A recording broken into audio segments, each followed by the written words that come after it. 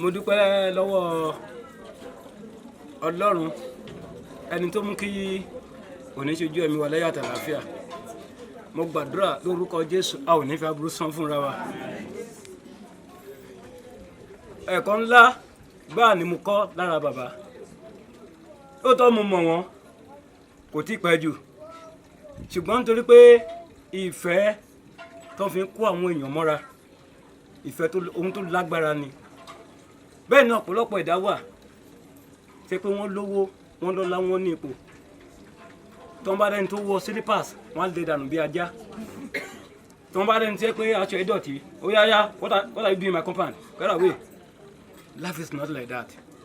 Bàbá ò fẹ́ mọ̀ bó ṣe jẹ́ wọ́n fẹ́ mọ̀ bóyá o dọ̀tí wọ́n fẹ́ mọ̀ bóyá o mọ́ bàbá kó ẹ mọ́ra aṣọ ẹ di ọ̀rẹ́ aṣọ ẹ di bóyá obìnrin tó jẹ́ o bóyá wọ́n fẹ́ mọ̀ bíkíbi tó ti wá wọ́n ń kó gbogbo èèyàn mọ́ra kò dẹ̀ sígbàkigbà tẹ́ bá sunkún dé ọ̀dọ̀ bàbá ẹ̀rín lè máa bá jáde ńbẹ̀ bí ara wọn ò ṣe yá tó ẹ̀rín lè máa bá jáde nípasẹ̀ bẹ́ẹ̀ ó wá jẹ́ kí n ṣe kí ni o ó wá jẹ́ kí n wá mú wọn gẹ́gẹ́ bí bàbá jẹ́ pé anywhere tí n bá ti wà àwọn máa sọ pé ọmọ bàbá Fadeyi ọmọ bàbá Fadeyi náà wá ń pè mí ní gbogbo àdúgbò mi náà gan wá ní ọmọ bàbá Fadeyi ọmọ bàbá Fadeyi. So kí ni mo fẹ́ tó àdúmú jáde ni pé òun ní ìwà ẹ̀dá láyé tó bá jẹ́ wípé wọ́n kó yàn mọ́ra ọjọ́ tí ìṣẹ̀lẹ̀ yìí ṣẹlẹ̀ nínú ilé tẹ́ pé bí wọ́n ti kó yàn mọ́ra tó pé àwọn èèyàn ń dá lọ́dọ̀ wọn àwa tó bí márùn-ún tó bí mẹ́fà tá pàdé nínú ilé wọn lọ́jọ́ yẹn tó yẹ pé àwa bá òkú wọn nínú ilé. So tó bá jẹ́ pé bóyá wọn kó yàn mọ́ra kẹ́ tó mọ̀ wọ́n á ti kú sínú ilé ti pẹ́ òórùn àti gba gbónú ilé kan. So ẹ jẹ́ ká fi ṣe kí ni o mo fi orúkọ Kristi mo fi bẹ̀ yín gẹ́gẹ́ bí ìwàásù ta gbọ́ lẹ́ni ẹ jẹ́ ká fi wà rere ká fi kún ìrìn àjò ayé wa nítorí irú ọjọ́ báyìí nítorí pé téèyàn bá lọ tán gẹ́gẹ́ bí ìwàásù ta gbọ́ ní kí la ó ṣe kí ni o kí la ó sọ lẹ́yìn rẹ̀ nígbà tí wọ́n bá kọjá lọ. Mo gbàdúrà lórúkọ Jésù olùgbàlà ikú òjijì ò ní pa ẹnikẹ́ni rẹ̀. Orúkọ tèmi ni Adéníkẹ́ Adéníyì tí àwọn èèyàn mọ̀ sí Adéníkẹ́ Lady Love. Mo ti mọ Fadeyi Oloro láti ọ̀dọ̀ Jimoh Aliu ti pẹ́ ṣùgbọ́n tí mo tún wá mọ̀ wọ́n gan ni yíẹ̀ tí mo wá sí Èkó yìí nígbà tá a máa fi dé Èkó níbì kan tá à ń bọ̀ a kàn wò pé ṣèbí artist ni wá a máa rí artist kan gbà wá sílé so bọ̀dá ló gbà wá sílé èmi àtọ́ àwọn ọmọ mi àti ọkọ mi a dẹ̀ wà lọ́dọ̀ wọn for good 2 years plus torí gbogbo àti wọn tí iná fi affect wọn èmi mo wà pẹ̀lú wọn báwo wọn ti rò pé bóyá èmi nìyàwó wọn so níbi tí wọ́n kó yàn mọ́ra dé tí wọ́n máa ń báyàn dákàrá dé ẹ mọ̀ pé èèyàn wà pẹ̀lú èèyàn fún ọdún méjì ó lé kó má dẹ̀ sí ìjà kankan ṣé mọ̀ pé èèyàn yẹn ó ní àmúmọ́ra gan kò sí ọjọ́ kan tá a complain pé bóyá bọ̀dá ṣẹ̀ mi àbí mo ṣe bọ̀dá àbí ọkọ mi ló ṣẹ̀ wọ́n kò sí yẹn wọ́n já lákàrá dé pé ibi tí à ń gbé nígbà yẹn ní mẹ́ran ilé tá à ń gbé yẹn kò ní fẹ́ǹsì tí ọbẹ̀ bá tán bọ̀dá lè ní ó yá jẹ́ ká ṣe ráìsì èmi lèmi máa lọ ta o ìwọ máa ṣe àwọn tó kù lọ máa ní lọ ta ń bò á ní bá mi gbá ta síta bá mi gbé ọ lọ síta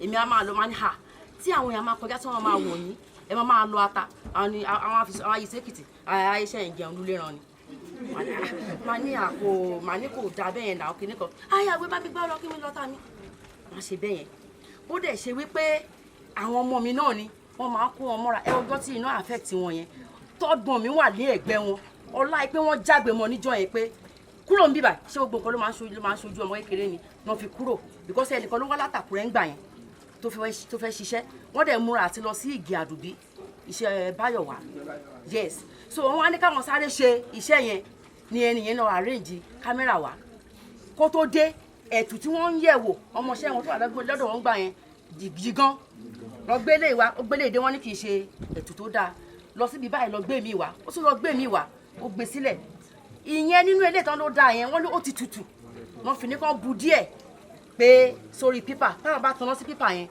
tó bá move débi ẹ̀sùn yẹn tó gbà pé táwọn bá sa ó sì máa ṣiṣẹ́ so ìyẹn ló ń try lọ́wọ́ tí ẹ̀sùn yẹn fi gbà gbogbo bọ́n ṣe gbé kankan sílẹ̀ yẹn bó ṣe gbà round nìyẹn bó ṣe di pé a bẹ̀rẹ̀ sí ní ṣe wàhálà káàkiri nìyẹn so in tí mo rí sọ nínú ìwà bọ̀dá tí mo like nínú ìwà bọ̀dá ni pé gẹ́gẹ́ bí nǹkan tí àǹtí wa Ṣeun Adébóyè tí wọ́n sọ àti ọ̀nkú yẹn bọ̀dá nice o bọ̀dá nice gan mo tọrọ àánú fún wọn kí wọ́n rí àánú Elédùmarè.